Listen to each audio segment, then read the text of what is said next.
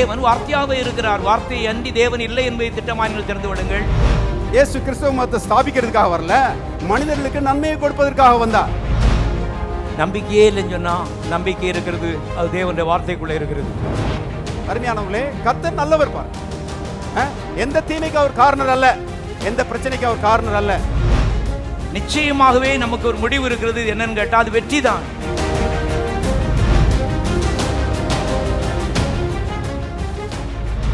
ரோமர் 14:17.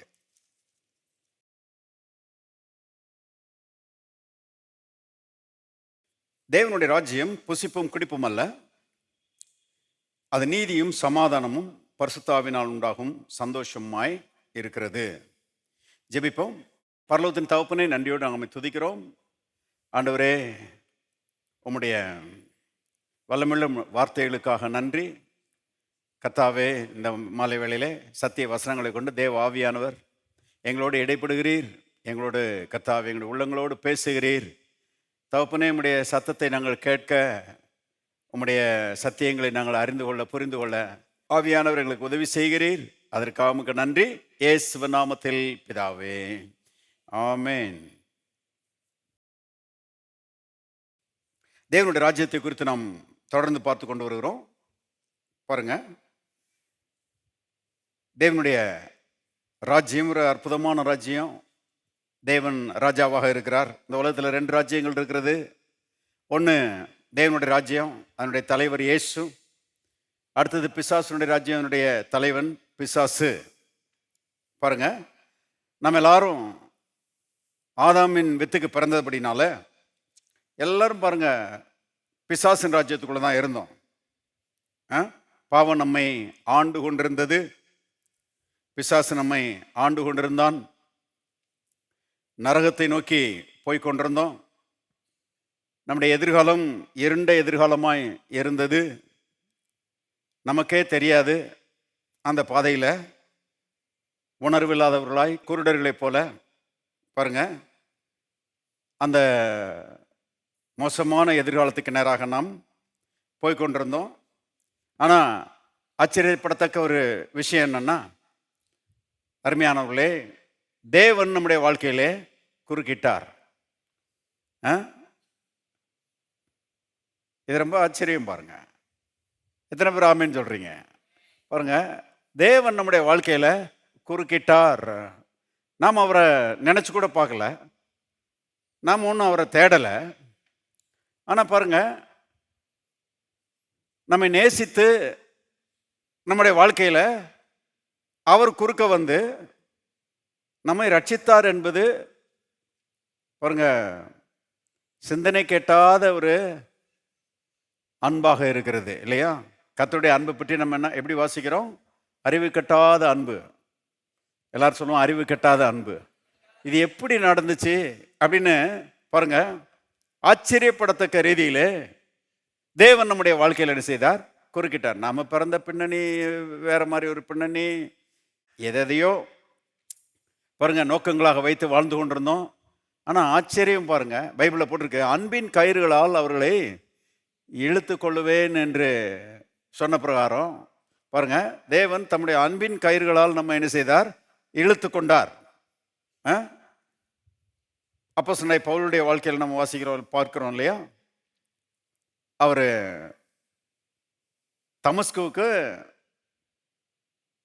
அந்த மத போதகருடைய பெர்மிஷனை ரிட்டர்ன் ஃபார்மில் கடித ரீதியில் பாருங்க வாங்கிக்கிட்டு அங்கே இருக்கிற விசுவாசிகளை துன்புறுத்துவதற்காக, அங்கே இருக்கிற விசுவாசிகளை அடிப்பதற்காக, அங்கே இருக்கிற விசுவாசிகளை துவம்சம் செய்வதற்காக, அவங்கள கொண்டு போய் ஜெயிலில் போடுவதற்காக குதிரையில் போயிட்டுருக்கிறாரு. அவங்க யாரு? அவங்க வந்து கிறிஸ்துவின் சரீரத்தினுடைய அவயவங்கள் இல்லையா? நம்ம எல்லாரும் அப்படி தான் இருக்கிறோம். we are the body of Christ. நம்ம வந்து கிறிஸ்துவின் சரீரத்தின் அவயவங்களாக இருக்கிறோம். இருக்கிறீங்களா? இருந்தால் ஒரு ஆமென் சொல்லுங்க. எல்லாரும் சொல்லுவோம், நான் கிறிஸ்துவின் சரீரத்தினுடைய அவயவம். பாருங்க, இயேசுவின் சரீரத்திலேயே நம்ம அவயவங்களாக இருக்கிறோம். எல்லாம் எண்ணி பார்க்கணும். பாருங்க, அப்போ கிறிஸ்துவின் சபை, கிறிஸ்துவின் சரீரத்தினுடைய அங்கத்தினர்கள், அவங்கள அடிக்கிறதுக்கு துன்புறுத்துறதுக்கு இவர் போறாரு. நான் கேட்குறேன், உங்கள் சரீரத்தை காயப்படுத்துறதுக்கு எவனாவது முயற்சி பண்ணான்னா அதுக்கு ஏற்ற காரியங்களை செஞ்சானா விடுவீங்களா? கர்த்தர் அவருடைய சரீரத்தை துன்புறுத்துகிறவனை என்ன என்ன பண்ணியிருக்கலாம்? ஒரு நொடியில் கொண்டிருக்கலாம் அவனை. என் பிள்ளைகளை என் சரீரத்தை தொடுறியா? நான் ரத்தம் சிந்தி மீட்ட என் பிள்ளைகளை தொடுறியா அப்படின்னு சொல்லி ஒரே நொடியில் அவனை என்ன செய்யலாம்? கொண்டிருக்கலாம் இல்லையா? எத்தனை பேர் அப்படி நம்ம பார்க்குறோம் பைபிளில்?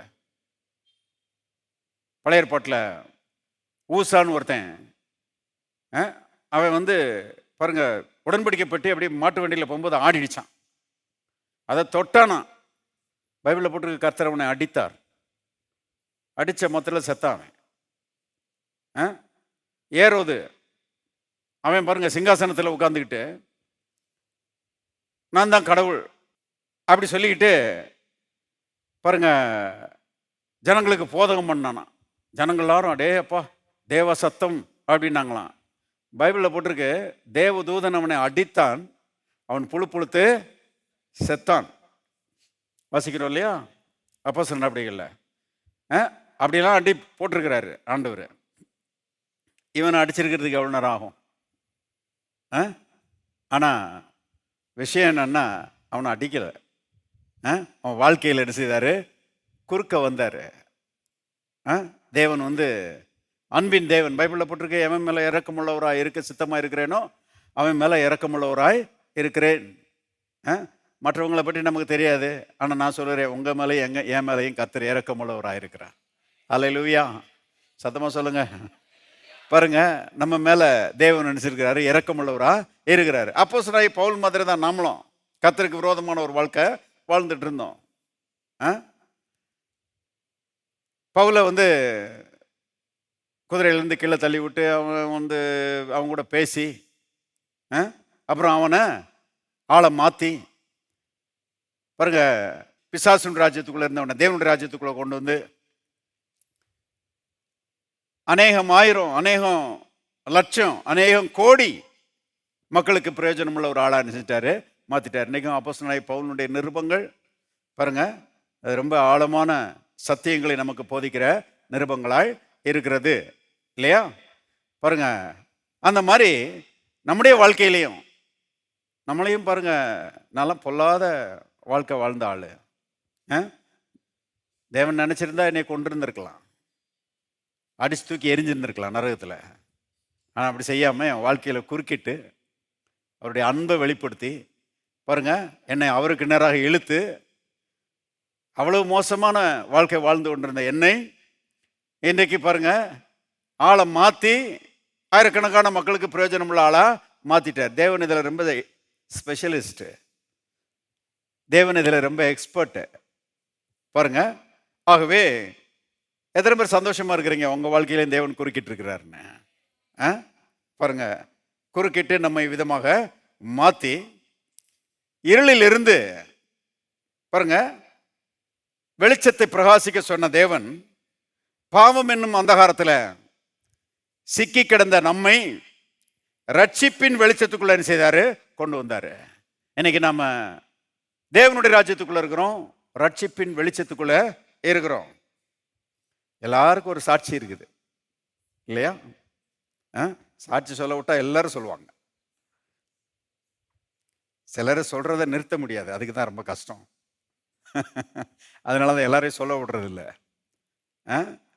அவங்க பாட்டில் சொல்லிகிட்டே இருப்பாங்க, ஆண்டவர் எனக்கு அப்படி செஞ்சார், இப்படி செஞ்சார், நான் அப்படி வாழ்ந்தேன், இப்படி வாழ்ந்தேன், என்னைய ரட்சித்து இந்த அற்புதமான வாழ்க்கைக்குள்ளே கொண்டு வந்தார் என்பது பாருங்க எல்லாருடைய சாட்சியாக இருக்குது. பவுலும் பார்த்தீங்கன்னா தன்னுடைய சாட்சியை எல்லா இடத்துலையும் சொல்கிறார், போகிற இடத்துலலாம் சொல்கிறாரு. நிருபங்களில் நீங்கள் வாசிங்கன்னா பல இடங்களில் வாசிக்கலாம். பொல்லாதவனாக இருந்தேன், தேவனுடைய சபையை துன்புறுத்துகிறவனாக இருந்தேன், தேவனுக்கு விரோதமான வாழ்க்கை வாழ்கிறவனா இருந்தேன், அப்படிப்பட்ட என்னை தேவன் சந்தித்து, அகால பிறவி மாதிரி இருந்த என்னை சந்தித்து இந்த கிருபைக்குள்ளே கொண்டு வந்து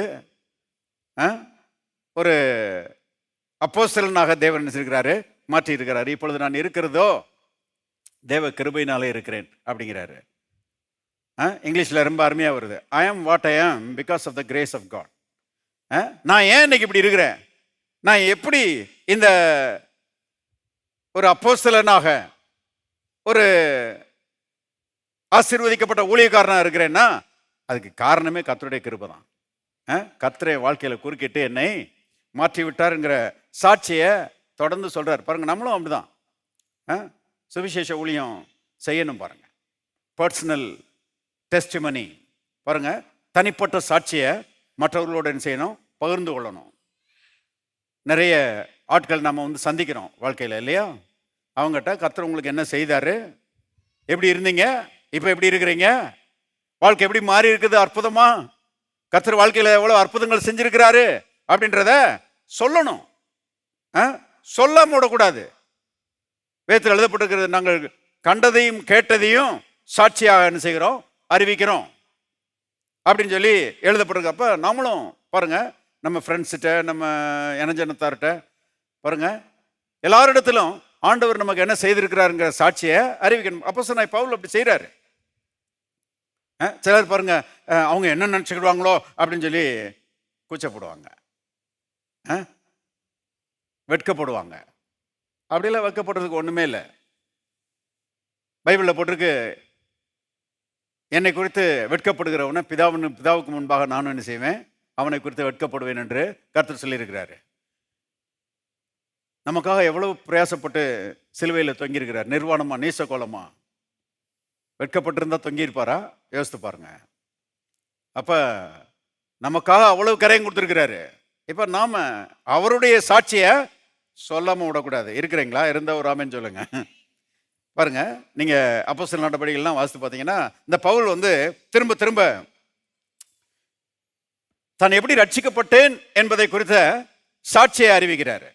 ராஜாக்கள்கிட்ட கூட பிறகு தைரியமா ஆண்டவர் எனக்கு இப்படி செஞ்சாரு அப்படின்றத சொல்றாரு. வாசிக்கிறதுக்கு நேரம் இல்லை, ஆனால் குறித்து வச்சுக்கோங்க. அப்போஸ்தலர் 22:3-14 முடிய பாருங்க, பவுல் தன்னுடைய சாட்சியை சொல்றாரு. இன்னொரு இடத்துல அப்போஸ்தலர் 26:9-18 முடிய அவர் தன்னுடைய சாட்சியை சொல்லுகிறாரு. ஏன்னா ரட்சிப்பு என்பது ஒரு மனுஷனுடைய வாழ்க்கையில தேவன் செய்த மிகப்பெரிய அற்புதம். அதை மறந்துடவே கூடாது. நீங்க எதுக்கு நன்றி சொல்லுகிறீங்களோ இல்லையோ, கர்த்தர் உங்களை ரட்சித்தாரே, அதுக்கு நீங்க கண்டிப்பா என்ன செய்யணும், நன்றி சொல்லணும். ஏன்னா நரகத்தின் மக்களாக இருந்த நம்மை தேவன் ரட்சிப்பின் மூலமாக பரலோகத்தின் பிள்ளைகளா மாத்திட்டாரு. போன ஞாயிற்றுக்கிழமை ஸ்மித் பாஸ்டர் சொன்னார் இல்லையா, நம்முடைய பெயர்களை பாருங்க ஜீவ புஸ்தகத்தில் நினைச்சிருக்கிறாரு, எழுதியிருக்கிறாரு. பரலோகத்தில் இருக்கிற ரெஜிஸ்டரில் நம்ம பேர் இருக்குதுங்க. ஹலோ, உங்கள் பேர் இருக்குது, ரட்சிக்கப்பட்ட ஒவ்வொருவருடைய பேரும் அங்கே இருக்குது. எவ்வளோ பெரிய விஷயம். அப்போ எதுக்காக நன்றி சொல்லாமல் இருக்கலாமா? கண்டிப்பாக நன்றி சொல்லணும். ஒவ்வொரு நாளும் விடிஞ்சா அடைஞ்சா ராத்திரி படுக்கும்போது, ஆண்டவரே என்னை ரட்சித்தபடியால், என் குடும்பத்தை ரட்சித்தபடியால், என் பிள்ளைகளை ரட்சித்தபடியால் நமக்கு நன்றி என்று பாருங்க நாம் சொல்ல வேண்டியது அவசியமாக இருக்கிறது. ஏன் மறுபடியும் சொல்கிறேன் அப்படின்னா, பாருங்க, அந்த ரட்சிப்பு என்பது மிகப்பெரிய விஷயம். பிசாசின் ராஜ்யத்தில் இருக்கிற மனுஷனை தூக்கி தேவனுடைய ராஜ்யத்துக்குள்ள கர்த்தர் கொண்டு வந்துடுறாரு. இந்த ரட்சிப்புல நம்முடைய முயற்சி என்பது 1% கூட கிடையாது. மறுபடியும் சொல்லுறேன், இந்த ரட்சிப்புல நம்முடைய முயற்சி என்பது 1% கூட கிடையாது. 100% தேவனால் உண்டானது. திருப்பம் எபேசியர் 2:8 பாருங்க.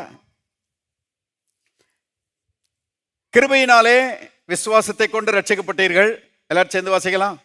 இது உங்களால் உண்டானதல்ல, இது தேவனுடைய ஈவு, ஒருவரும் பெருமை பாராட்டாதபடிக்கு இது கிரியைகளினால் உண்டானது அல்ல. பாருங்க, பெருமை பாராட்டுறதுக்கு ஒண்ணுமே கிடையாது. ஏன்னா இந்த ரட்சிப்பு என்பது தேவனாலே உண்டானது. தேவனாலே உண்டான ஈவு. எத்தனை பேர் ரட்சிக்கப்பட்டிருக்கிறீங்க? எல்லாரும் சொல்லுவோம், ஆண்டவரே என்னை ரட்சித்தபடியால் உமக்கு நன்றி. இன்னொரு முறை சொல்லுவோம், ஆண்டவரே என்னை ரட்சித்தபடியால் உமக்கு நன்றி. இன்னொரு முறை சொல்லுவோம், ஆண்டவரே என்னை ரட்சித்தபடியால் உமக்கு நன்றி. பாருங்க, ரட்சிப்பு என்பது அவ்வளவு பெரிய ஒரு விஷயம். ரட்சிப்பு என்றால் என்ன? அதை தான் வழக்கம் சொன்னேன் நான். பிசாசுனுடைய ராஜ்யத்துக்குள்ள இருந்த நம்மளை தூக்கி தேவனுடைய ராஜ்யத்துக்குள்ள தேவன் கொண்டு வந்துட்டாரு. தேவனுடைய ராஜ்யத்துக்குள்ள குடியுரிமையை கொடுத்துட்டாரு, சிட்டிசன்ஷிப். இன்னைக்கு பாருங்க, இந்திய குடியுரிமை இல்லைன்னா இந்தியாவில் வாழுகிறவங்களுக்கு ஒரு ஒரு செக்யூரிட்டியே இல்லை, ஒரு ஊர்ஜிதமே கிடையாது. ரொம்ப வருஷங்களுக்கு முன்பாக நம்ம சர்ச்சுக்கு வர்ற ஒரு பிரதரு பாருங்க, அந்த செம்பட்டி ஏரியாவில் மலை பாங்கான இடம் பாருங்க, அங்கே வீடு கட்டி விற்கிற ஒரு பிஸ்னஸ் பண்ணார். அதில் என்னென்னா வெள்ளைக்காரங்களுக்கெல்லாம் வீடு கட்டி கொடுப்பாரு. அவர் கட்டின வீட்டுக்கு ஒரு வாட்டி நானும் என் மனைவியும் அவர் வீட்டுக்கு விசிட்டிங் போயிருந்தோம். பாருங்க, அவர் எங்கள் 2 பேரையும், வாங்க ஒரு வெள்ளைக்காரங்க வீடு இருக்குது, அவங்களுக்கு நான் தான் வீடு கட்டி கொடுத்துருக்குறேன், உங்கள் பாஸ்டர் வந்தாருன்னா எங்கள் வீட்டுக்கு கூப்பிட்டு சொல்லி அவங்க கேட்டாங்க. அதனால் பாஸ்டர் தயவுசெய்து கொஞ்ச நேரம் ஒரு ஜெபம் பண்ணிட்டு போயிருங்க அப்படின்னாங்க. சரி சொல்லி நான் போயிருந்தேன். நான் அதில் ஒரு வெள்ளைக்காரங்க வீட்டிலலாம் போய் பார்த்து அவங்களுக்காக ஜெபம் பண்ணிட்டு வந்தேன். அந்த மாதிரி நிறைய வெள்ளைக்காரங்க இங்கே இருந்தாங்க பாருங்க. அவங்களுக்கெல்லாம் இந்த மாதிரி இவர் வீடு கட்டி கொடுத்துருக்கிறாரு. ஆனால் திடீர்னு பாருங்க ஒரு சட்டம் போட்டாங்க, இந்திய குடியுரிமை இல்லாதவங்களாம் அங்கே இருக்கக்கூடாதுன்னு. கடைசியில் என்ன ஆச்சுன்னா எல்லாம் காலி பண்ணிட்டு அவங்க நாட்டுக்கு போயிட்டாங்க. வீடெல்லாம் அப்படி இப்படியே கிடக்குது. ஆனால் பாருங்க, அவங்க நாட்டுக்கு போக வேண்டிய ஒரு கட்டாயம் ஏற்பட்டுருச்சு. ஏன், எதுக்காக போனாங்க? குடியுரிமை இல்லை, சிட்டிசன்ஷிப் கிடையாது. ஆனால் நமக்கு தேவனுடைய ராஜ்யத்தில் குடியுரிமையே கொடுத்துட்டாங்க. ஹலோ, இருக்கிறதுல சிறந்த தேசம், இருக்கிறதுல சிறந்த பாருங்க ராஜ்யம், அது தேவனுடைய ராஜ்யம்தான். அந்த ராஜ்யத்தில் ரட்சிக்கப்பட்ட எல்லாருக்கும் குடியுரிமை இருக்கிறது. பிலிப்பியர் 3ஆம் அதிகாரத்தில் சொல்லப்பட்டிருக்கிறது, நம்முடைய குடியிருப்போ பரலோகத்தில் இருக்கிறது, அங்கே இருந்து கர்த்தராகிய இயேசு கிறிஸ்து என்னும் ரட்சகர் வர காத்து கொண்டிருக்கிறோம் அப்படின்னு போட்டிருக்குது. நம்முடைய குடியிருப்போ பரலோகத்தில் இருக்கிறது என்று தமிழ்ல வந்திருக்குது. ஆனா இங்கிலீஷ்ல என்னன்னா, அவர் சிட்டிசன்ஷிப் இஸ் இன் ஹெவன். நம்முடைய குடியுரிமை பரலோகத்தில் இருக்கிறது. நான் சொன்னேன் இல்லையா, அங்க நம்ம பேர் எழுதி வச்சிருக்கிறாங்க. பிசாசு அதை மாற்றவே முடியாது.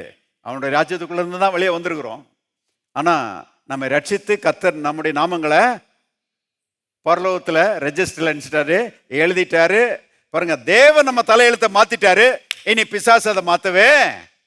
ஹலோ, இருக்கிறீங்களா? அப்படிப்பட்ட ரீதியில அருமையானவர்களே, பரலோக குடியுரிமையை நாம் பெற்றிருக்கிறோம். ஃப்ரீ என்ட்ரன்ஸ், இலவசமா உள்ள வந்திருக்கிறோம். இவ்வளவு பெரிய மேன்மையும் ஸ்லாக்கியமும் பாருங்க நமக்கு இலவசமாய் கொடுக்கப்பட்டிருக்கிறது. நமக்கு இலவசம், ஃப்ரீ. ஆனா தேவன் அதை ரத்தக்கரையும் கொடுத்து தான் சம்பாதிச்சிருக்கிறாரு. இதை மறந்துடக்கூடாது. இன்னைக்கு நம்ம அன்புக்குரியவர்களுக்கு சில கிஃப்ட்ஸ் வாங்கி கொடுக்குறோம் இல்லையா? குடும்பங்கள்லாம் இதை விசேஷம் வச்சுருந்தாங்கன்னா அவங்களுக்கு ஏதோ நம்மளால் முடிஞ்ச கிஃப்டை வாங்கி கொடுக்குறோம். அவங்களுக்கு அது ஃப்ரீயாக தான் வருது. அவங்களுக்கு ஃப்ரீ, ஆனால் நாம காசு கொடுத்து தான் என்ன செஞ்சுருக்கிறோம், வாங்கியிருக்கிறோம். அப்போ நம்ம என்ன எதிர்பார்க்குறோம்? வேற ஒன்றும் இல்லை, ஒரு நன்றியோடு அதை ஏற்றுக்கொண்டாங்கன்னா அது நமக்கு போதும் இல்லையா? அதை சும்மா படக்குன்னு வாங்கிட்டு மூஞ்ச கூட பார்க்காம திரும்பிட்டு போனாங்கன்னா நமக்கு எரிச்சலாக இருக்கும். ஆனால் அதை வாங்கிக்கிட்டு முகத்தை பார்த்து ஒரு சிரிச்சு நன்றி அப்படின்னு சொன்னால் அது பெரிய திருப்தியை கொண்டு வந்துடுது இல்லையா? கவனிங்க, தேவனும் அப்படிதான்.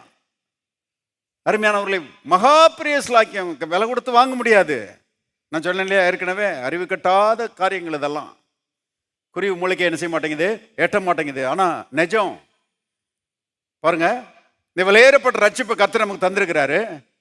இதை பெற்றுக்கொண்டவர்கள், இலவசமாய் பெற்றுக்கொண்டவர்கள் எப்போதும் ஆண்டவருடைய முகத்தை பார்த்து ஆண்டவரே உமக்கு நன்றி. அதனால தான் 105ஆம் சங்கீதத்தில் நீங்கள் பார்த்தீங்கன்னா, கர்த்தருடைய முகத்தை நித்தமும் தேடுங்கள் என்று சங்கீதக்காரன் சொல்கிறான். Look at the face of God. அவரை பாருங்க, அவரை பார்த்து ஒரு சிரிங்க, அவரை பார்த்து சந்தோஷப்படுங்க, அவருக்கு நன்றி துதிகளை ஏறிடுங்க என்று அவன் சொல்லுகிறான், சங்கீதக்காரன் சொல்லுகிறான். அப்போ பாருங்க, தேவன் நமக்கு இலவசமா இந்த ரட்சிப்புங்கிற மேன்மையான காரியத்தை என்ன செஞ்சிருக்கிறாரு, தந்திருக்கிறாரு. ரட்சிப்பு விலையேறப்பட்ட ஒரு முத்து. பைபிளில் நம்ம வாசிக்கிறோம், ஒரு மனுஷன் பாருங்க, ஒரு நிலத்துல புதைந்திருக்கிற விலையேறப்பட்ட முத்தை கண்டு போய் தனக்கு உண்டானது எல்லாவற்றையும் விற்று அந்த முத்தை கொண்டான். அந்த முத்து யாருன்னு கேட்டீங்கன்னா நாம தான். நமக்கு கொடுக்கப்பட்ட முத்து என்னன்னா ரட்சிப்பு. கர்த்தர் நம்மளை அவ்விதமா நேசிச்சிருக்கிறாரு. தனக்கு உண்டானது எல்லாத்தையும் வித்திருக்கிறாரு. கடைசி சொட்டு ரத்தத்தையும் நமக்காக கொடுத்திருக்கிறாரு. ஆண்டவருக்கு அல்லேலூயா சொல்லுவோம் சத்தமா. இன்னொரு முறை பாருங்க, அவ்வளவு நம்மை நேசித்து இந்த ரட்சிப்பை இலவசமா நமக்கு தந்திருக்கிறாரு. அந்த காலத்தில் பெரிய பாஸ்டர் ஒரு கதை சொல்லுவாங்க. இந்த ரட்சிப்பு எவ்வளவு விலையேறப்பட்டது என்பதை காண்பிக்கும்படி, விளக்கும்படி ஒரு கதை சொல்லுவாங்க. அதில் ஒரு மிஷினரி ஒருத்தர் இருந்தாராம். மிஷினரின்னா பாருங்க, ஒரு ஊழியக்காரர். இப்போ ஆண்டவருடைய கிருபையினால பாருங்க, இந்தியாவிலேயே நிறைய மிஷினரி வந்துட்டாங்க, இந்தியன் மிஷினரிஸே நிறைய வந்துட்டாங்க இல்லையா? ஆனால் அந்த காலத்தில் பார்த்தீங்கன்னா வெளிநாட்டில் இருந்து தான் வந்தாங்க இந்தியாவுக்கு ஊழியம் செய்வதற்காக. அப்படி வந்ததில் ஒரு வெள்ளைக்காரர் ஒருத்தர், அவர் இந்த மீனவர்கள் மத்தியில் ஊழியம் செஞ்சாராம். எவ்வளோ தியாகமாக செஞ்சுருக்கிறாங்க பாருங்கள். இந்த சிவகாசி இந்த பக்கமெல்லாம் பிரிட்டிஷ் அந்த இங்கிலாந்து தேசத்திலிருந்து வந்து பாருங்க, இந்த வெக்கையான இந்த நாட்டில் பாருங்க, தொப்பியில் கஞ்சி வாங்கி குடிச்சிட்டு கர்த்தருக்கு ஊழியம் செஞ்சுருக்கிறாங்க. எவ்வளோ தியாகமாக செஞ்சுருக்கிறாங்க பாருங்க.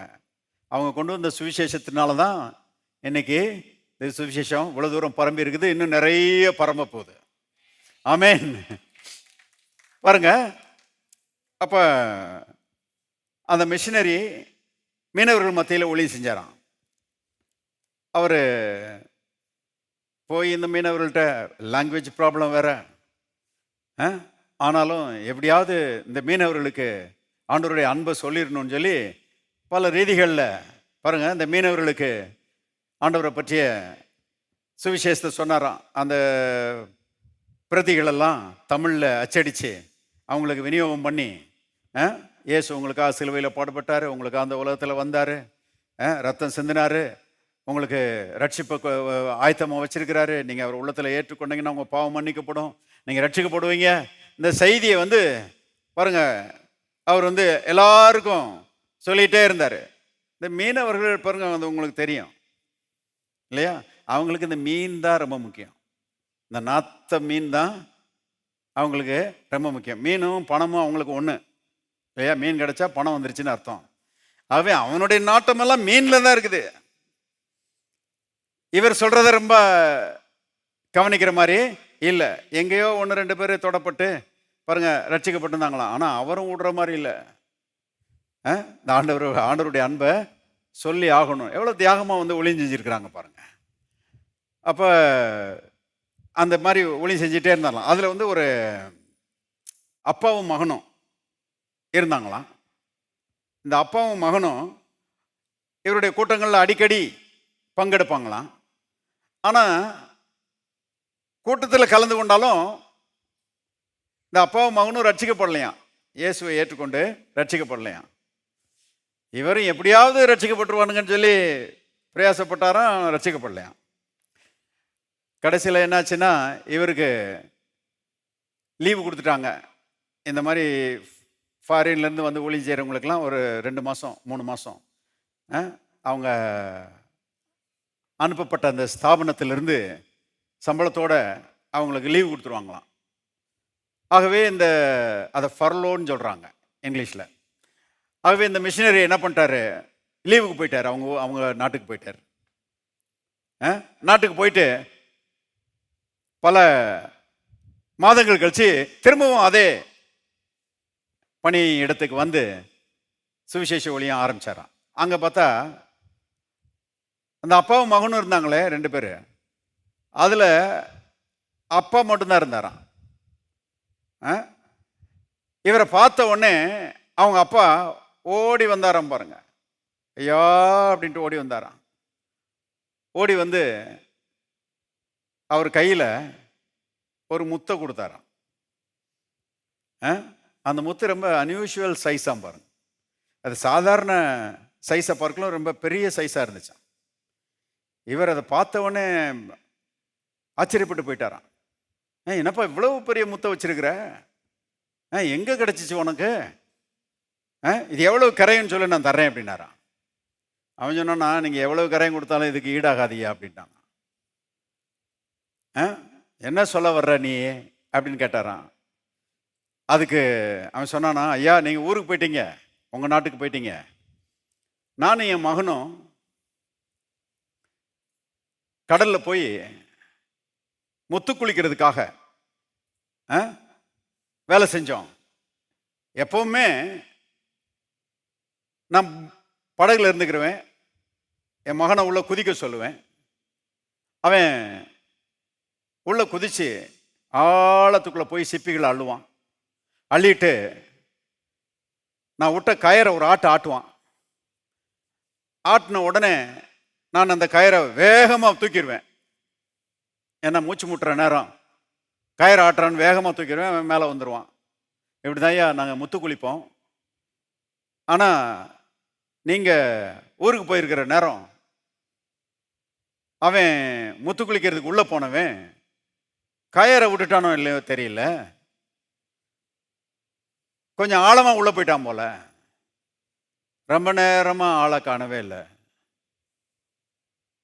நான் அப்படியே ஃபெயிண்ட் ஆயிட்டேன். எனக்கு அப்படியே மயக்கமே வந்துருச்சு. ரொம்ப நேரம் கழிச்சு அவன் உயிரோட வரல, செத்து தான் வந்தான்.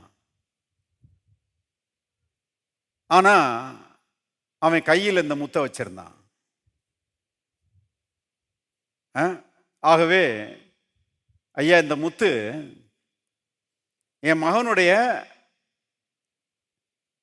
உயிர்க்கரையும். என் மகன் உயிரை கொடுத்து தான் அந்த முத்தை எடுத்துட்டான். இந்த முத்தை எடுக்கிறதுக்காக உயிரை கொடுத்துட்டான் அவன். ஆகவே இந்த முத்தை யாருக்கு கொடுக்கலான்னு நான் யோசித்தேன். உங்களுக்கு தான் ஐயா கொடுக்கணும்னு யோசித்து, இந்தாங்க இந்த முத்தை, நீங்கள் எவ்வளவு கரையும் கொடுத்தாலும் அது ஈடாகாது, அதனால் உங்களுக்கு ஃப்ரீயாக கொடுக்குறேன் அப்படின்னு சொன்னானா. இவர் இங்கே வாப்பா அப்படின்னு சொல்லி கூப்பிட்டு உட்கார வச்சு, கடவுளும் இப்படித்தான்ப்பா, கடவுள் இந்த ரட்சிப்புங்கிற முத்தை உனக்கு இலவசமாக கொடுக்கறதுக்காக தம்முடைய குமாரனையே இந்த உலகத்தில் அனுப்பி கல்வாரி சிலுவையில் அவரை மறிக்க வச்சார். தேவகுமாரன் கல்வாரி சிலுவையில செத்ததன் விளைவாக தான் இந்த ரட்சிப்பு என்கிற முத்து உனக்கு கொடுக்கப்படுகிறது. இப்போ உனக்கு விளங்குதா? கடவுளுடைய ரட்சிப்புன்னா என்னன்னு விளங்குதா அப்படின்னு சொல்லி கேட்டாராம். சொன்னா, நான் விளங்குதையா, நான் இயேசுவை ஏற்றுக்கொள்றேன். நான் கவனிங்க, அந்த மாதிரி தான் இந்த விலையேறப்பட்ட ரட்சிப்பு என்கிற முத்த கர்த்தர் நமக்கு வந்துருக்கிறாரு, இலவசமா தந்திருக்கிறாரு. ஆண்டவருக்கு அல்லேலூயா சொல்லுவோம். எந்த கரையும் கொடுத்தாலும் ஈடாகாது. ஆனா தேவன் நம்ம நேசித்தபடினால ஃப்ரீயா கொடுத்துருக்கிறாரு. பரலோகத்துக்கு போன பிறகுதான் அவனுடைய வேல்யூ எல்லாரும் உணர்வாங்க. அடே அப்பா, இவ்வளோ பெரிய ஸ்லாக்கியமான்னு சொல்லி நான் சொல்றேன். இங்கேயே உணர்ந்துட்டா துதியும் ஸ்தோத்திரமும் பாருங்க அப்படியே உள்ளத்திலிருந்து புரண்டு வர ஆரம்பிச்சிடும். கர்த்தரை நம்ம பாராட்ட ஆரம்பிச்சிடும், கர்த்தரை நம்ம துதிக்க ஆரம்பிச்சிடுவோம். வாழ்க்கை பரவசமான வாழ்க்கையா மாறிடும், இன்பம் நிறைந்த வாழ்க்கையா மாறிடும். அப்படி இருக்கணும்னு தான் கர்த்தர் விரும்புறார். ரட்சிப்பு விளங்கணும் பாருங்க. இயேசுவின் மூலமாக அருமையானவர்களே இந்த ரட்சிப்பை தேவன் நமக்கு நினைச்சிருக்கிறாரு, கொடுத்திருக்கிறாரு. அது மட்டுமல்ல, நம்ம பார்த்து கொண்டு வருகிறோம், இந்த தேவனுடைய ராஜ்யத்துக்குள்ள வந்தவர்கள் அவங்க தேவாதி தேவனுடைய பிள்ளைகளா இருக்கிறாங்க இல்லையா? தேவாதி தேவன் யாருங்க? பிச்சைக்காரரா? ராஜாதி ராஜா அவருடைய பிள்ளைகளாக நாம் இருக்கிறோம். ராஜாவின் பிள்ளைகள் என்ன செய்வாங்க? ராஜாவின் பிள்ளைகள் ஆளுகை செய்வார்கள் இல்லையா? நாம் ஆளுகை செய்யும்படி தேவனால் நினைச்சிருக்கிறோம், அழைக்கப்பட்டிருக்கிறோம். ராஜாவின் பிள்ளைகள் அடிமைகள் அல்ல. பாருங்க, தேவனுடைய மக்கள் எதுக்குமே அடிமைகளா இருக்க வேண்டிய அவசியம் இல்லை. என்ன ஒரு பாக்கியம் பாருங்க. இன்னைக்கு உலகத்துல எங்க பார்த்தாலும் அடிமைத்தனம் தான் ரொம்ப ஜாஸ்தியா இருக்குது. பீடிக்கு அடிமை, பொடிக்கு அடிமை, குடிக்கு அடிமை, இன்னும் என்னென்னலாம் இருக்குதோ எல்லாத்துக்கும் நிறைய பேர் என்ன செய்யணும், அடிமைகளா இருக்கிறாங்க. மனுஷன் அடிமையா இருக்கிறதுக்காக உருவாக்கப்பட்டவன் அல்ல, சிருஷ்டிக்கப்பட்டவன் அல்ல. மனுஷன் பாருங்க, அவன் தேவனுடைய குமாரனாக படைக்கப்பட்டான். பாருங்க, தேவனோடு இணைந்து ராஜாவாக ஆளுகை செய்யும்படி எல்லா தீமைகளையும் கீழ்ப்படுத்தி, வியாதி, தரித்திரம், சாபம், பிசாசு, பேய்கொளாறு, பாருங்க பில்லிசுனிய எல்லாத்தையும் கீழ்ப்படுத்தி அதை மிதிச்சு அதை மேற்கொண்டு ராஜாவாக வாழும்படி தேவனால் படைக்கப்பட்டான் என்று வேதம் சொல்லுகிறது. ரட்சிக்கப்பட்ட தேவனுடைய மக்கள் அந்த நோக்கத்துக்காக தான் இந்த உலகத்தில் வைக்கப்பட்டிருக்கிறார்கள். அவர் ராஜாதி ராஜா, அவரை போல நாமும் ஆளுகை செய்கிறவர்களாக இருக்க வேண்டும் என்று கர்த்தர் என்ன செய்கிறாரு, விரும்புகிறாரு. எப்படி ஆரம்பத்தில் மனுஷனை படைத்த போது கர்த்தர் என்ன சொன்னார்ன்றதை பாருங்க. ஆதியாகமத்தின் புத்தகம் 1ஆம் அதிகாரம், சீக்கிரம் ஆதியாகமம் 1:26 பாருங்க. பின்பு தேவன் நமது சாயலாகவும் நமது ரூபத்தின்படியையும் மனுஷனை உண்டாக்குவோமாக, அவர்கள் சமுத்திரத்தின் மச்சங்களையும் ஆகாயத்து பறவைகளையும் மிருக ஜீவன்களையும் பூமி அனைத்தையும் பூமியின் மேல் ஊறும் சகல பிராணிகளையும், எல்லாரும் சேர்ந்து வாசிங்க, ஆளக்கடவர்கள் என்றார். மனுஷனை உண்டாக்குறதுக்கு முன்னாடி தேவன் சொன்னாராம் பாருங்க, நமது சாயலின்படியும் நமது ரூபத்தின்படியும் உண்டாக்குவோமாக. அதாவது தேவனுடைய சாயல் ராஜாவின் சாயல், தேவனுடைய ரூபம் ராஜாவின் ரூபம். பாருங்க, அந்த ராஜ சாயல்ல தான், அந்த ராஜ ரூபத்துல தான் மனுஷனை படைச்சாராம். பாருங்க, மனுஷன் பாவம் செஞ்சதுனால கேவலமா இன்னைக்கு விரும்பத்தகாத காரியங்களுக்கு மனுஷன் அடிமையா இருக்கிறான். ஆனா மனுஷன் க்ளோரியஸ் மனுஷன், பாருங்க, மகிமையானவனாக தேவன் அவனை உண்டாக்கினார் என்று நம்ம வாசிக்கிறோம். பாருங்க, தேவன் என்ன சொன்னாராம், ஆளக்கடவர்கள் அப்படின்னாராம். பாருங்க 28ஆம் வசனம் பாருங்க. பின்பு தேவன் அவர்களை நோக்கி, நீங்கள் பலுகி பெருகி பூமியை நிரப்பி அதை கீழ்ப்படுத்தி சமுத்திர மச்சங்களையும் ஆகாயத்த பறவையும் பூமியின் மேல் நடமாடுகிற ஜீவ ஜந்துக்களையும், எல்லாரும் சேர்ந்து வாசிங்க, ஆண்டு கொள்ளுங்கள் என்று சொல்லி தேவன் அவர்களை ஆசீர்வதித்தார். டொமினியன் மேண்டேட்னு சொல்றாங்க. டொமினியன் மேண்டேட்னா பாருங்க, ஆண்டு கொள்ளுங்கள்ங்கிற கட்டளை. மனுஷனை பார்த்து ஆண்டு கொள்ளுங்கள் அப்படின்னு சொல்லி தேவன் என்ன செஞ்சாராம், ஆசீர்வதிச்சாராம். அடிமையா இருங்கள்னு சொல்லி ஆசீர்வதிக்கல. அடிமைத்தனம் ஒரு ஆசீர்வாதமே கிடையாது. எதுக்குமே அடிமையா இருக்கக்கூடாது. நம்ம பாருங்க, பயத்துக்கு அடிமையா இருக்க வேண்டிய அவசியம் இல்லை, சந்தேகங்களுக்கு அடிமையா இருக்க வேண்டிய அவசியம் இல்லை, கவலைக்கு அடிமையா இருக்க வேண்டிய அவசியம் இல்லை. சிலர் பாருங்க எப்ப பார்த்தாலும் கவலைப்பட்டுட்டே இருப்பாங்க. இன்னும் சிலர் இருக்கிறாங்க, அவங்க என்னன்னா அவங்களுக்கு ஒரு கவலையுமே இல்லைன்றது ஒரு கவலை. எதையாவது ஒண்ணு வச்சு கவலைப்பட்டுக்கிட்டே இருக்கணும். அது ஒரு அடிமைத்தனம். பாருங்க, அடிமைத்தனத்துக்கு அடியில போகவே கூடாது. அருமையானவர்களே, கர்த்தர் நமக்கு ஒரு டொமினியன் மேண்டேட்டை கொடுத்துருக்கிறாரு. ஆளுகை செய்ய போகிறேன், வியாதியா சபிச்சு கீழ்ப்படுத்த போறேன் நான். தரித்திரமா பாருங்க, கடன் வாங்குற நிலைமை நீங்க போனீங்கன்னா அப்புறம் என்ன, அது கடன் தான் உங்களை ஆளுகை செய்யுது, தரித்திரம் தான் உங்களை ஆளுகை செய்யுது.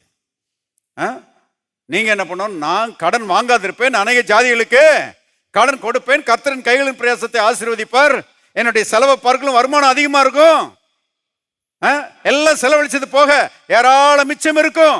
அதுதான் என் தேவனுடைய சித்தம். அந்த இடத்துக்கு வர்ற வரைக்கும் நான் விட மாட்டேன், விசுவாசிக்கிறத விட மாட்டேன். அந்த இடத்துக்கு வந்த பிறகு விசுவாசிக்கிறத விட மாட்டேன் நான். ஹலோ, கவனிங்க.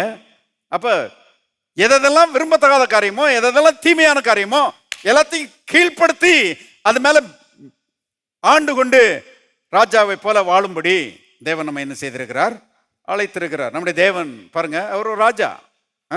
சங்கீதம் 103:19 பாருங்க. சங்கீதம் 103:19.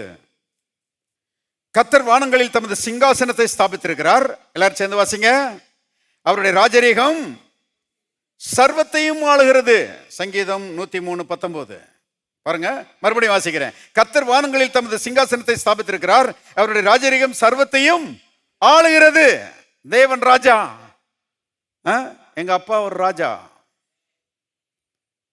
அப்படி ஒரு எண்ணம் நமக்குள்ள வளரணும். நான் ராஜாதி ராஜாவுடைய பிள்ளை, கேவலமான காரியங்களுக்கு நான் அடிமையா இருக்கவே மாட்டேன். பாருங்க, துண்டு தரிச்சு கர்த்தருக்காக நம்ம நிற்க வேண்டும் என்பதை தெரிந்து கொள்ளுங்கள். தேவன் தான் என்னுடைய ராஜா. எந்த இடத்துலையும் அதை சாட்சியா அறிவிக்கிறதுக்கு தயாரா இருக்கணும். நாம இயேசு கிறிஸ்து தான் என்னுடைய ஆண்டவர் அப்படின்ற சொல்றதுல பாருங்க, நல்ல நெஞ்ச நிமித்தி தோளை உயர்த்தி தைரியமா சொல்லணும். கவனிங்க, அப்பதான் நீங்க ஆளுகை செய்யறவர்களா இருக்கிறீங்கன்னு அர்த்தம். தேவன் அவருடைய ராஜரீகம் சர்வத்தையும் என்ன செய்கிறது, ஆளுகை செய்கிறது. அவர் நம்மை அவருடைய பிள்ளைகளாக படைத்திருக்கிறார். ஆதாமை அவருடைய குமாரனாக படைத்தார். ஏன்னா மனுஷன் அவருக்கு கீழே குட்டி ராஜாவாக இருந்து ஆளுகை செய்ய வேண்டும். அதுதான் அவருடைய சித்தம். சங்கீதம் 82 போங்க. சங்கீதம் 82 6ஆம் வசனம் பாருங்க. நீங்கள் தேவர்கள் என்றும் நீங்கள் எல்லாரும் உன்னதமானவரின் மக்கள் என்றும் நான் சொல்லி இருந்தேன். பார்த்தீங்களா, உன்னதமானவரின் மக்கள் தேவர்கள், அரசாளுகிறவர்கள். எந்த பிசாசினுடைய தீமைக்கும் நம்ம உட்பட்டு கஷ்டப்பட்டு கிடக்க வேண்டிய அவசியம் கிடையாது. நம்மளாம் எதிர்நீச்சல் போடுகிற ஆட்கள். பிசாசோட யுத்தம் பண்ணி அவனை கீழ்ப்படுத்தி மேற்கொள்ளுகிற ஆட்கள். நம்முடைய விசுவாசமே உலகத்தை ஜெயிக்கிற ஜெயம். கவனிங்க, அப்ப தேவனை போல நம்ம ஆளுகை செய்கிறவர்களாக இருக்க வேண்டும் என்று கர்த்தர் விரும்புகிறார். இதே வசனத்தை பார்த்தீங்கன்னா, இது ரொம்ப முக்கியமான ஒரு வசனம். சங்கீதம் 82:6. இதே வசனத்தை இயேசுவே மேற்கோள் காட்டுறாரு. இயேசு மேற்கோள் காட்டினார்னா அது ரொம்ப முக்கியமான வசனம்னு அர்த்தம். யோவான் 10:35 பாருங்க. வேத வசனத்தை பெற்றுக்கொண்டவர்கள் தேவர்கள் என்றும் அவர் சொல்லி இருக்க வேத வாக்கியமும் தவறாததா இருக்க. பாருங்க, இதுதான் அந்த தேவர்கள் அப்படின்னு நம்ம வாசிக்கிறோம் இல்லையா? அத 34ஆம் வசனத்துல இந்த வசனம் இன்னும் நல்லா வழங்கும். இயேசு அவர்களுக்கு பிரதியுத்தரமாக, தேவர்களாயிருக்கிறீர்கள் என்று நான் சொன்னேன் என்பதாய் உங்கள் வேதத்தில் எழுதியிருக்கவில்லையா? அந்த 82:6 தான் இயேசு தேவர்களாயிருக்கிறீர்கள். அதாவது ரட்சிக்கப்பட்ட ஆண்டவருடைய மக்கள் பாருங்க, அவங்க வந்து அடிமைகள் அல்ல. மறுபடியும் நான் சொல்றேன், நீங்க பாவத்துக்கு அடிமையா இருக்க வேண்டிய அவசியம் இல்லை. இன்னைக்கு நிறைய ரட்சிக்கப்பட்டவங்க கூட விரும்பத்தகாத காரியங்களுக்கு அடிமைகளா இருந்துக்கிட்டு, ஐயா என்னை மேற்கொள்ள முடியலையா அப்படின்றாங்க. எப்படியா மேற்கொள்றதுன்னு சொல்லி கேட்குறாங்க. ஒன்றும் இல்லை, சத்தியத்தை அறிவீர்கள், சத்தியம் உங்களை விடுதலையாக்கும். நான் அடிமை கிடையாது, இயேசு என்னை விடுதலை ஆக்கி இருக்கிறாரு. நான் ஒரு சுயாதீனன், நான் ராஜாவினுடைய பிள்ளை, அவருடைய அதிகாரம் என்னுடைய அதிகாரம், அவரை போலவே நானும் என்ன செய்வேன், ஆளுகை செய்வேங்கிற எண்ணத்தை வச்சுக்கோங்க. நான் சொல்றேன், அடிமைத்தனம்லாம் ஓடியே போயிடும். சத்தியத்தை அறிவீர்கள், சத்தியம் உங்களை விடுதலையாக்கும். கர்த்தர் சொல்றாரு, அடிமை கிடையாது, நீ தேவர்களா இருக்கிறீர்கள் என்று தேவனே சொல்லியிருக்கிறாரு. அது சொல்லும் போது அருமையா சொல்றாரு, உங்கள் வேதத்தில் எழுதியிருக்கவில்லையா, நீங்கள் தேவர்கள் என்று அவர் சொல்லி இருக்க, வேத வாக்கியமும் தவறாததா இருக்க. வேத வாக்கியம் தவறாத வேத வாக்கியம். Scriptures cannot be broken. அதை யாரும் மாற்ற முடியாது. தேவன் சொன்னார்னா சொன்னதுதான். தேவன் என்ன சொல்லிட்டார், தேவர்களா இருக்கிறீர்கள். அப்ப பாவத்தை ஆளுகை செய்ய போறேன், வியாதியை ஆளுகை செய்ய போறேன், தரித்திரத்தை ஆளுகை செய்ய போறேன், சமாதான கேட்ட ஆளுகை செய்ய போறேன், பயத்தை ஆளுகை செய்ய போறேன், கவலை ஆளுகை செய்ய போறேன், சந்தேகத்தை ஆளுகை செய்ய போறேன். என்னை ஆட்டி படைக்கிற பிசாசுனுடைய எந்த தீமையா இருந்தாலும் அதை ஆளுக போகிறேன். நான் இருக்கிறீங்களா? நான் அதுக்கு கீழே போக மாட்டேன், நான் மேலாயிருப்பேன். நீ வாளாகாமல் தலையாவாய், நீ கீழாகாமல் மேலாவாய். குடும்ப பிரச்சனை போட்டு உங்களை ஆட்டி படைக்கணும்னு பாருங்க, கர்த்தர் விரும்பவே இல்லை. அந்த குடும்ப பிரச்சனைய நீங்க ஆட்டணும், அந்த குடும்ப பிரச்சனைய நீங்க மிதிக்கணும், நீங்க ராஜாவா இருக்கணும். அதான் கர்த்தர் விரும்புறாரு. அதுக்கு என்ன செய்யணும், என்னென்ன செய்யணுமோ அதை நீங்க தான் செய்யணும். எப்படி பேசணுமோ அப்படி பேசணும், எப்படி நடந்து கொள்ளணுமோ அப்படி நடந்து கொள்ளணும். நான் சொல்றேன், ஆட்டோமேட்டிக்கா குடும்ப பிரச்சனை காலு கீழே போயிடும். இருக்கிறீங்களா? சிலருக்கு இது வழங்க மாட்டேங்குது, ஓன்னு அழுதுட்டு அடங்குறாங்க. குடும்ப பிரச்சனை தீர மாட்டேங்குது. என்ன அது தீக்கிற மாதிரி என்ன பேசணுமோ அதை பேசணும், என்ன சிந்திக்கணுமோ அதை சிந்திக்கணும், எப்படி நடந்து கொள்ளணுமோ அப்படி நடந்து கொள்ளணும். யூ ஆர் அ கிங், நீ ஒரு ராஜா. நீ அடிமை மாதிரி உட்காந்து அழுதுட்டு இருக்கக்கூடாது. ஹலோ, இருக்கிறீங்களா? இருந்த ஒரு ஆமன் சொல்லுங்க. எதுக்கு இது சொன்னேன்னு தெரியல, ஆனா சில நேரங்கள் இப்படி வந்துடுது. நல்லது நமக்கு. நம்மலாம் தேவர்கள் என்று கர்த்தர் சொல்லியிருக்கிறாரு. எத்தனை பேர் அதை விசுவாசிக்கிறீங்க? கொஞ்சம் கம்பீரமா உட்காருங்க பார்க்கலாம். ஆச்சரியமா இருக்குது இந்த ரட்சிப்பு, இந்த தேவனுடைய கிருபை நம்மளை எப்படி ஆக்கியதுக்குன்னு. அப்போ உலகத்துல தீமை இருக்குதா, உலகத்துல பிசாசின் அடிமைத்தனங்கள் இருக்குதா, நிறைய இருக்குது. அது சொல்லவே முடியாது. பெரிய பாஸ்டர் அருமையா சொல்லுவார், பார்பர் ஷாப்ல போய் நீங்க இந்த முடின்னா தோண்ட முடியாதான் வந்துட்டு இருக்கோம். அது அப்படிதான், அது பார்பர் ஷாப்பு.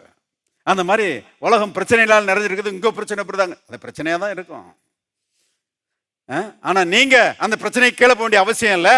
நீங்க அது மேல ஆளுகை செய்கிறவர்களாக இருக்கலாம். அதற்காக கர்த்தர் உங்களை என்ன செய்திருக்கிறார், அழைத்திருக்கிறார். உலகம் முழுவதும் பிசாசுக்குள்ள கிடக்குதுன்னு போட்டிருக்குது. ஆனால் நம்மளை பற்றி எழுதப்பட்டிருக்கிறது, நீங்கள் தேவனால் உண்டாயிருக்கிறீர்கள், இல்லையா? திருப்புங்க 1 யோவான் புஸ்தகம் 5ஆம் அதிகாரம் 19ஆம் வசனம் பாருங்க. 1 யோவான் 5:19. நாம் தேவனால் உண்டாயிருக்கிறோம் என்றும் உலகம் முழுவதும் பொல்லாங்கனுக்குள் கிடக்கிறது என்றும் அறிந்திருக்கிறோம். உலகம் முழுவதும் பொல்லாங்கனுக்குள் கிடக்கிறது, நாமும் பொல்லாங்கனுக்குள்ள கிடக்கிறோம். அப்படி போடல. உலகம் முழுவதும் பொல்லாங்கனுக்குள்ள கிடக்கிறது, பிசாசு எல்லாரையும் போட்டு ஆட்டி படைச்சிக்கிட்டு இருக்கிறான். ஆனா கர்த்தர் உங்களை அவனுடைய ஆளுகைக்கு கீழே இருந்து வெளியே கொண்டு வந்திருக்கிறாரு. நீங்க இப்ப ரட்சிக்கப்பட்டவர்களாய் தேவனுடைய ராஜ்யத்துக்குள்ள செய்றீங்க, இருக்கிறீங்க, அதிகாரமுடையவர்களா இருக்கிறீங்க. நீங்க பிசாசுனுடைய ஆளுகைக்கு கீழே இல்ல. எத்தனை பேர் சந்தோஷமா இருக்கிறீங்க பாருங்க. பிசாசுக்கு மனுஷன் இடம் கொடுத்ததுனால பிசாசு எல்லாரையும் போட்டு என்ன செய்யறான், ஆட்டி படைச்சிட்டு இருக்கிறான். அவன் விருப்பத்தை மனுஷன் செய்வதற்கு மனுஷனை டிரைவ் பண்ணுகிறான். பாருங்க, குதிரையை ஓட்டுற மாதிரி, குதிரைக்காரன் குதிரையை ஓட்டுற மாதிரி பிசாசு அவன் விருப்பத்தை செய்வதற்கு மனுஷர்களை ஓட்டுறான். அதனால தான் ஒரு இடத்துல பவுல் சொல்றார் இல்லையா, நான் விரும்பாததை செய்கிறபடினால நான் அல்ல, எனக்குள்ள இருக்கிற பாவமே அப்படி செய்தது, எனக்குள்ள இருக்கிற பிசாசே அப்படி செய்தான். இப்படிதான் பாருங்க, பிசாசு மனுஷனை டிரைவ் பண்றான். விரும்புகிற நன்மையை செய்ய முடியல, ஆனா வெறுக்கிற தீமையை போய் மனுஷன் தாராளமா செஞ்சிடறான். ஏன்னா இந்த பிசாசனுடைய ஆளுகை, அடிமைத்தனம். நம்ம சர்ச்சில் ஒரு பிரதர் இருந்தார் ரொம்ப வருஷத்துக்கு முன்னால, சிலருக்கு தெரியும் நினைக்கிறேன், பாட்டெல்லாம் பாடுவார், ரபீந்திரா மேனுவல். அவர் ஒரு கம்பெனியில் மேனேஜர் பாருங்க. ரட்சிக்கப்படுறதுக்கு முன்னாடி அவர் ரட்சிக்கப்பட்ட பிறகு சர்ச்சுக்கெல்லாம் வந்து சுவிசேஷ கூட்டத்துக்கெல்லாம் வருவார். சுவிசேஷ கூட்டத்தில் வந்து நல்லா சாட்சி சொல்லுவார். அவர் சொன்ன சாட்சி இன்னைக்கு எனக்கு நல்ல ஞாபகமாக இருக்குது. ரொம்ப அருமையாக சொல்லுவார். ஆரம்பத்துலேருந்து அப்படியே அருமையாக சொல்லுவார். சொல்லி கரெக்டாக முடிப்பார். நிறைய சுவிசேஷ கூட்டங்களில் சாட்சி சொல்லியிருக்கிறார். மதுரை சுற்றில் ஏகப்பட்ட சுவிசேஷ கூட்டங்களை போட்டிருக்கிறோம். இப்பவும் போட்டுகிட்டே தான் இருக்கிறோம். கவனிங்க, அதில் அவர் சாட்சி சொல்லும்போது சொல்லுவார், நான் வந்து குடிக்க அடிமை, அதனால குடிக்கக்கூடாதுன்னு சில நேரங்களை யோசிச்சு காலையில் வேலைக்கு போகும்போது ஒரு தீர்மானத்தோடு போவேன், இன்னைக்கு குடிக்கக்கூடாது, இன்னைக்கு நல்லா ஃப்ரீயாக வீட்டுக்கு வரணும் அப்படின்ற ஒரு தீர்மானத்தோடு போவேன். சாயங்காலத்துக்குள்ள மனசு மாறி ஃபேக்ட்ரியை விட்டு வெளியே வந்த உடனே நேராக சாராய கடையில் போய் நல்லா குடிச்சிருவேன். நான் குடிச்சிட்டு எங்கேயாவது விழுந்து கிடப்பேன். என் மனைவி ஆட்டோ எடுத்துகிட்டு என்னை தேடி வந்து ஆட்டோவில் தூக்கி போட்டு வீட்டுக்கு கொண்டு போவாங்க. பாருங்க, இப்படிப்பட்ட ஒரு அடிமைத்தனம் அவருடைய அடிமைத்தனமாக இருந்துச்சு. என்னன்னா பிசாசு என்ன செய்யறான், உந்தி தள்ளுகிறான். அவரே சொல்றாரு, இப்படி இப்படி செய்யறமேன்னு யோசிக்கும் போது கடைசியில் ஒன்றை நான் உணர்ந்துக்கிட்டேன். என்னன்னா, எனக்கு மேலே ஒரு சக்தி என்னைய கண்ட்ரோல் பண்ணுகிறது என்பதை உணர்ந்து கொண்டேன். உணர்ந்து கொண்ட பிறகுதான் இயேசுவை நோக்கி கூப்பிட்டேன். இயேசுவே, நீர் என் ஆண்டவர் அப்படின்னு சொல்லி என்னை ரட்சியும் சொல்லி கூப்பிட்டேன். அற்புதமாக இயேசு என்னை ரட்சித்தார், என் உள்ளத்துக்குள்ளே வந்து என்னை ரட்சித்தார். பாருங்க, இது வந்து பேதுரு தண்ணிக்குள்ளே முங்குற மாதிரி இந்த அடிமைத்தனம். அந்த தண்ணிக்குள்ளே முங்கும்போது ஆண்டவரை பார்த்து கூப்பிட்டான் பாருங்க, இயேசுவே ரட்சியம் அப்படின்னா. எல்லாரும் சொல்லுவோம் இயேசுவே ரட்சியம். இன்னொரு முறை சொல்லுவோம் இயேசுவே ரட்சியம். இன்னொரு முறை சொல்லுவோம் இயேசுவே ரட்சியம். சில நேரங்களில் முங்குற மாதிரி சில பிரச்சனைகள் வரும்போது இதை சொல்லுங்க, இயேசுவே என்னை ரட்சியம். கண்டிப்பாக ரட்சிப்பாரு. பைபிளில் போட்டிருக்கு, இயேசுவே ரட்சின்னு சொன்ன மாத்திரத்தில் இயேசு அவனுடைய கரத்தை பிடிச்சி அப்படியே தூக்கிட்டாரான். கர்த்தருடைய ரட்சிப்பு பிரதர் ரபீந்திரா மேனுவலுக்குள்ள வந்த மாத்திரத்தில் பாருங்க, ஃப்ரீ ஆயிட்டாரு, விடுதலை ஆயிட்டாரு. ரட்சிப்பு வந்துட்டாலே போதும், விடுதலை வந்துருச்சுன்னு அர்த்தம். ரட்சிப்புனாலே விடுதலை தான் இல்லையா? வானத்தின் கீழே பூமியிலே மனுஷருக்குள்ளே நாம் ரட்சிக்கப்படும்படிக்கு அவருடைய நாமமே அல்லாமல் வேற ஒரு நாமம் கட்டளையிடப்படவில்லை. கர்த்தர் பாருங்க, இயேசு நம்ம என்ன செய்திருக்கிறாரு, ரட்சித்திருக்கிறாரு. ரட்சிக்கப்பட்ட ஒவ்வொருடைய சாட்சி என்ன?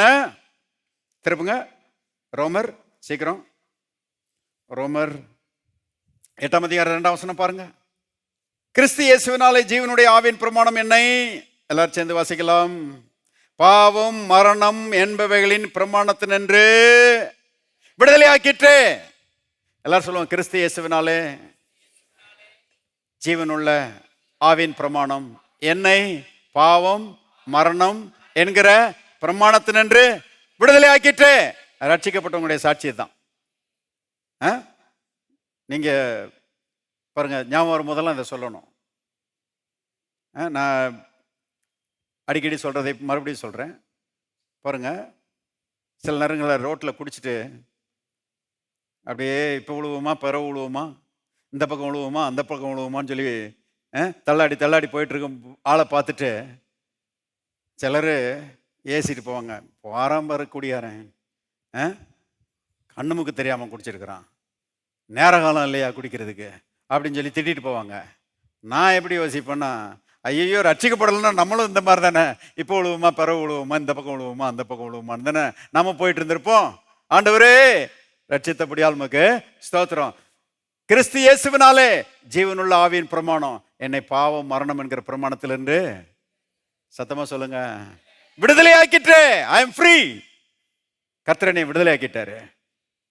பாருங்க, இப்போ நாம விடுதலை பெற்ற தேவனுடைய பிள்ளைகள் ஆளுகை செய்யும்படி அழைக்கப்பட்டிருக்கிறோம். ஒரே ஒரு குறிப்பு மட்டும் சொல்லி முடிச்சிடுறேன்.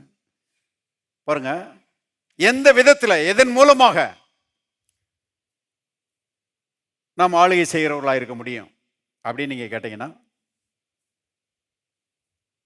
நம்முடைய விசுவாசத்தின் மூலமாகவும் நம்முடைய அறிக்கையின் மூலமாகவும் தான் நாம் ஆளுகை செய்கிறவர்களாக இருக்க முடியும். மறுபடியும் சொல்றேன், ரொம்ப முக்கியமான சத்தியம்.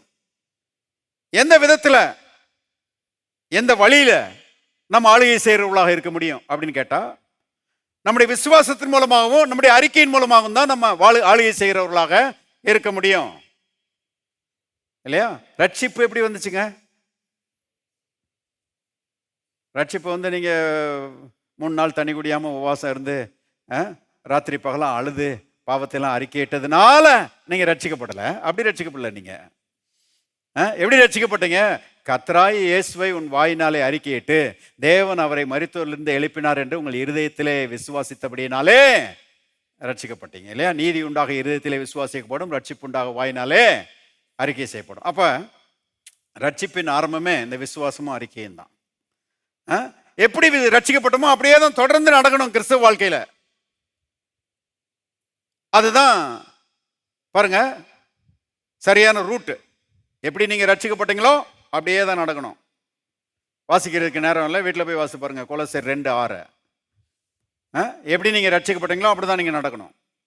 எப்படி ரட்சிக்கப்பட்டீங்க? இருதயத்தில் விசுவாசிங்க, வாயினால சொன்னீங்க. இப்போ ஆளுகை செய்யறது எப்படி? ஆளுகை செய்யறது எப்படின்னா வாயின் வார்த்தைகள் மூலமா தான். தெரியாவிட்டால் தெரிந்து கொள்ளுங்கள். நிறைய போதகர்களுக்கு தெரியாது, போதகர்களுக்கு தெரியாதனால நிறைய விசுவாசிகளுக்கும் தெரியாது. இவங்க எல்லாம் என்ன நினைச்சிட்டு இருக்காங்கன்னா, உபவாசம் போட்டா எல்லாத்தையும் நம்ம மாத்திரலாம். கர்த்தர்ட்ட அழுது ஜெபம் பண்ணா கர்த்தர் மனசு இறங்கி ஏதாவது நமக்கு செய்வார். இப்படிதான் நிறைய பாருங்க. சொல்ல போனா ஒரு 80% விசுவாசிகள் அப்படிதான் யோசிச்சுட்டு இருக்கிறாங்க. கிடையவே கிடையாது. நம்முடைய உபவாசமும் நம்முடைய கண்ணீரும் நம்முடைய ஜெபமும் கண்விழிப்பும் கர்த்தரை மாற்ற போறதே கிடையாது. கர்த்தருடைய வல்லமை உங்க வாழ்க்கையில் இறங்கணும்னா நீங்க விசுவாசிக்கிறவர்களா இருக்கணும், நீங்க பேசுகிறவர்களா இருக்கணும். தேவனுடைய மக்களை கவனிங்க. பைபிள்ல அருமையா போட்டிருக்குது, ராஜாவின் வார்த்தை எங்கேயோ அங்கே அதிகாரம் உண்டு. ராஜாவின் வார்த்தை எங்கேயோ அங்கே அதிகாரம் உண்டு. ஒரு ராஜா இருக்கிறான், அவன் தன்னுடைய நாட்டில் ஒரு இடத்துல டேம் கட்டணும்னு யோசிக்கிறான். டேம் கட்டணும்னு யோசித்த உடனே இவன் தலப்பாகையை கட்டிக்கிட்டு கழுத்துல துண்டையும் போட்டுக்கிட்டு கடப்பாறையும் மண்வெட்டியும் எடுத்துக்கிட்டு போய் நான் டேம் கட்ட போறேன் அப்படின்னு சொல்லி ஆட்களை கூட்டிட்டு போக மாட்டான். ராஜா அப்படி போக மாட்டான். ராஜா என்ன சொல்லுவான்? சிங்காசனத்தில் உட்கார்ந்துக்கிட்டு அந்த குறிப்பிட்ட இடத்துல டேம் கட்டப்பட வேண்டும் அப்படின்னு ஒரு அறிக்கை கொடுப்பான். இல்லையா? ராஜாக்கள் அப்படிதான் செய்வாங்க. ஒரு டிக்ரின்னு சொல்றாங்க, ஒரு கட்டளை போடுவாங்க. கட்டளை போட்ட மறுநாள் பார்த்தீங்கன்னா அதுக்கு ஏற்ற வேலைகள்லாம் நடக்க ஆரம்பிச்சிடும். அப்புறம் மினிஸ்டர் வேலை செய்வார், அப்புறம் ஆட்களுக்கு கட்டளை கொடுப்பாரு, ஆட்கள்லாம் மண்வெட்டியும் கடப்பாரையும் எடுத்துகிட்டு போவாங்க. இப்போல்லாம் பார்த்தீங்கன்னா புல்டோசர் வந்துருச்சு, ஜேசிபி வந்துருச்சு. எல்லாம் ஜேசிபி பாருங்க ஓட்டிட்டு போக வேண்டியதான். போய் கடன்னு வேலையை முடிச்சிடுவாங்க. எப்படி வேலை நடந்துச்சு? இவ்வளோ பெரிய வேலை. ராஜா ஒரு வார்த்தை சொன்னாரு, வேலை நடந்துருச்சு. கவனியுங்கள் அருமையானவர்களே, நீங்களும் நானும் தேவனுடைய ராஜ்யத்தில் ராஜாக்களாக இருக்கிறோம். அப்ப என்ன நடக்கணுமோ அதை என்ன செய்யணும்? பேசணும். நான் பாயிண்ட்டுக்கு வர்றேன். என்ன நடக்கணுமோ அது பேசணும். சுகம் உண்டாகணுமா? சரீரத்தில் சுகத்தை பேசணும். நீங்க குடும்பத்தில் சமாதானம் உண்டாகணுமா? சந்தோஷம் உண்டாகணுமா? அதுக்கு ஏற்ற மாதிரி என்ன செய்யணும்? பேசணும். இடக்கு முடக்கா பேசிக்கிட்டு அப்புறம் என் குடும்பத்தில் சந்தோஷமே இல்லைன்னா எங்க வரும் சந்தோஷம்? ராஜா பேச்சிலே கெடுத்து விட்டாரு எல்லாத்தையும். ராஜா, அதனால தான் பாருங்க, ராஜா வந்து கண்டதை பேசினார்னா தொலைஞ்சிச்சு, ராஜ்யமே தொலைஞ்சிச்சு. கவனிங்கள், சீரியஸான விஷயம், முக்கியமான பாயிண்ட்டு. என்ன பேசணுமோ அதை என்ன செய்யணும், பேசணும். அடுத்த வாரம் தொடர போகிறேன். ஆனால் இதுதான் சத்தியம். இயேசு அருமையாக சொன்னார், எவனாயிலும் இந்த மலையை பார்த்து நீ பெயர்ந்து சமுத்திரத்திலே தள்ளுண்டு போய் என்று சொல்லி தன் சொன்னபடி நடக்கும் என்று தன் இருதயத்திலே சந்தேகப்படாமல் விசுவாசித்தால் அவன் சொன்னபடி ஆகும். எல்லாரும் சொல்லுவோம், நான் சொன்னபடி ஆகும். இன்னொரு முறை சொல்ல, நான் சொன்னபடி ஆகும். இன்னொரு முறை சொல்ல, நான் சொன்னபடி ஆகும். கர்த்தருடைய ஆவியானவர் சொன்னார், ஆக வேண்டியதை சொல்லு, ஆக வேண்டாததை சொல்லாத. சில குடும்பங்களில் பெரிய பிரச்சனை சொல்லுவாங்க இல்லையா, பூதம் கிளம்பிடுச்சின்னு. சில குடும்பங்களில் பூதம் கிளம்பிடுச்சு. அந்த பூதத்தை கிளப்பி விட்டது யாரு? ஐயாவுடைய வார்த்தை, அம்மாவோட வார்த்தை. ஹலோ, மறுக்கவே முடியாது, யாரும் இல்லைன்னு சொல்ல முடியாது. ஐயா தப்பா பேசியிருக்கிறாரு, அம்மா தப்பா பேசியிருக்கிறாங்க, பூதம் கிளம்பிடுச்சு. எதுக்குங்க பூதத்தை கிளப்பி விட்டீங்க? ஆவியானவரை கொண்டு வந்திருக்க வேண்டியதானே, தேவதூதர்களை கொண்டு வந்திருக்க வேண்டியதானே. ஆவியானவர் வேலை செய்யணும்னா, தேவதூதர்கள் வேலை செய்யணும்னா, நீங்க தேவனுடைய வார்த்தைகளை என்ன செய்யணும், பேசணும். சமாதானத்தின் வார்த்தைகளை பேசணும், சந்தோஷத்தின் வார்த்தைகளை பேசணும், அன்பின் வார்த்தைகளை பேசணும். இருக்கிறீங்களா? இருந்தா ஒரு ஆமென் சொல்லுங்க. அன்பின் வார்த்தைகளை பேசணும். அருமையானவர்களே, ஆசீர்வாதத்தின் வார்த்தைகளை பேசணும். கர்த்தருடைய கிருபையினால ரொம்ப வருஷங்களுக்கு முன்பாக கர்த்தர் என் கண்ணை திறந்து விட்டாரு. ஆண்டவரே, என் வாய்க்கு காவலையும் என் உதடலின் வாசலை காத்துக்கொள்ளும். சலன்னு பேசாமல் இருக்க எனக்கு உதவி செய்யும். பெரிய பாஸ்டர் சொன்னது அப்படியே ரெஜிஸ்டர் ஆயிடுச்சு என் உள்ளத்தில். சலன்னு பேசாத, லோடன்னு பேசாத, என்ன ஆகணுமோ அதை பேசு, மற்றபடி வாயை மூடு என்று கர்த்தர் சொல்லுகிறார். அப்படி செய்யும்போது நீங்கள் விசுவாசிச்சு சொல்லுகிற காரியங்கள் அப்படியே நடக்கும். மலையாக இருந்தால் கூட பெயர்ந்து ஓடிடும், வியாதி ஓடிடும், தரித்திரம் ஓடிடும், சாபம் ஓடிடும், தீமைகள் ஓடிடும், மனக்கலக்கங்கள், மனக்குழப்பங்கள், டிப்ரெஷன் எல்லாம் ஓடிடும். பெரிய சந்தோஷமும் உற்சாகமும் குதூகலமும் நம்மை நிரப்ப ஆரம்பிக்கும். இருக்கிறீங்களா? அதுக்கு ஏற்ற மாதிரி பேசணும். அப்படி பேசும்போது ஜெயிக்கிறவர்களாய் நாம் இருப்போம். இதுக்கு தான் கர்த்தர் நம்மளை ராஜாக்களா மாற்றிருக்கார். பேசுங்க, பாருங்க, பேச வேண்டியதை பேசுங்க. ராஜாக்கள் மாதிரி அரசாளுகிறவர்களாய் இருப்பீர்கள். உங்களுடைய வெற்றியை யாருமே தடுக்க முடியாது. ஆமென். தயவுசெய்து எழுந்து நிற்போம். Thank you Lord. பரலோகத்தின் தகப்பனே, நன்றியோடு நாங்கள் துதிக்கிறோம். ஆண்டவரே, கர்த்தாவே, இந்த நல்ல மாலை வேலைக்காக உமக்கு நன்றி, சத்தியத்துக்காக நன்றி. ஆண்டவரே கர்த்தாவே, உமக்கு ஸ்தோத்திரம். அடிமைகளாக இருந்த எங்களை, பிசாசின் மக்களாக இருந்த எங்களை கர்த்தாவே ரட்சிப்பின் மூலமாக கர்த்தாவே தேவர்களாய் மாற்றி இருக்கிறீர். ஆண்டவரே, ராஜாக்களாய் மாற்றி இருக்கிற பிள்ளைகளாய் மாற்றி இருக்கிறீர். நன்றியோடு நாங்கள் துதிக்கிறோம். ஆண்டவரே தகப்பனே, உமக்கு ஸ்தோத்திரம். இந்த கிருபையினாலே உண்டாயிருக்கிற அந்த ஆளுகை எங்களுடைய வாழ்க்கையிலே கர்த்தாவே அது பெருகட்டும். எல்லா தீமைகளையும் கீழ்ப்படுத்த, பிசாசுடைய கிரியைகளை கீழ்ப்படுத்த, பிசாசை வெட்கப்படுத்த, கர்த்தாவே உம்மை மகிமைப்படுத்த, உம்முடைய ஆசீர்வாதங்களை பெற்று அனுபவிக்க, அநேகருக்கு ஆசீர்வாதத்தின் வாய்க்காலாக இருக்க எல்லாருக்கும் கிருபை செய்வீராக.